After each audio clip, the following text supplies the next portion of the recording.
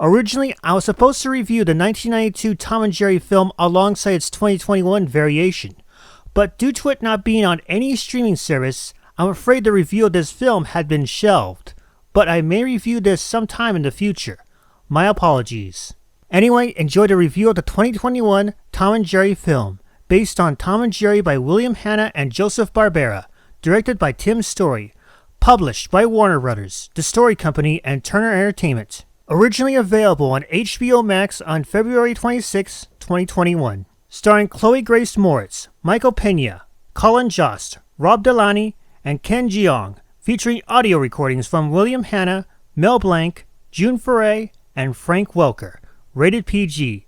Special thanks to Drac Keagan VA for her voice of Starlight Glimmer and JC Thornton for the Tom and Jerry models.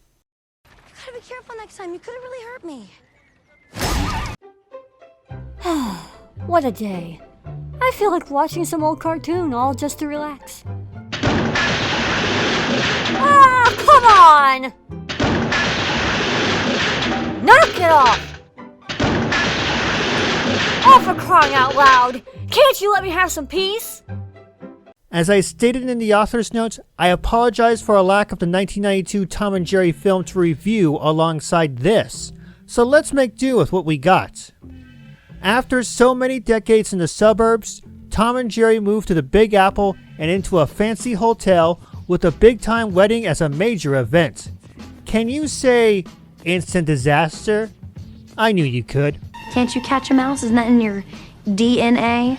At first, I wasn't really feeling this film, not because it's a live-action CGI hybrid, but the story started out bland, along with the introduction of Kayla, Terrence, and the other humans of this film.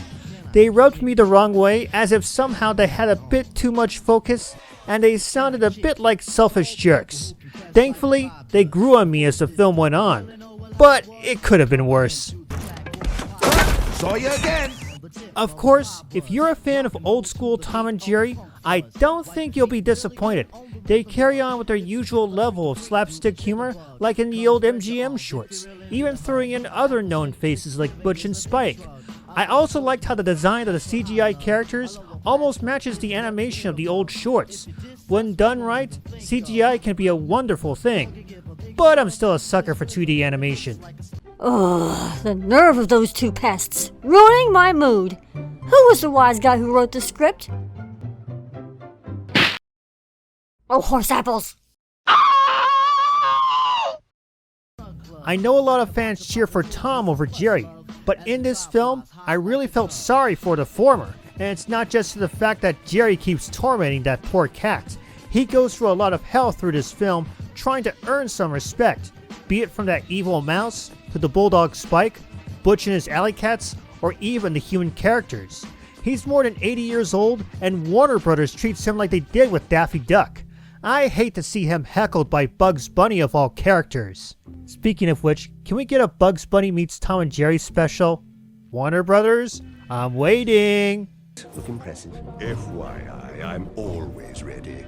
Of all the side characters, Toots the Kitty really stood out for me. She has this adorable design with a bit of a demonic side within her. Compared to Tom, Toots is one dangerous lady and Jerry's worst nightmare.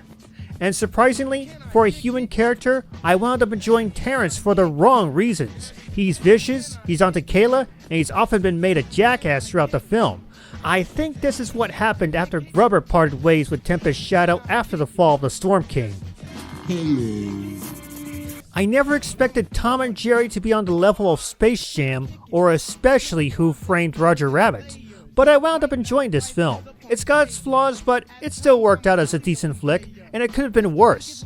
Speaking of which, stay tuned later this year for my re-review of Space Jam, alongside Space Jam: A New Legacy. Look, I'm sorry, okay? I didn't mean to step on your tail.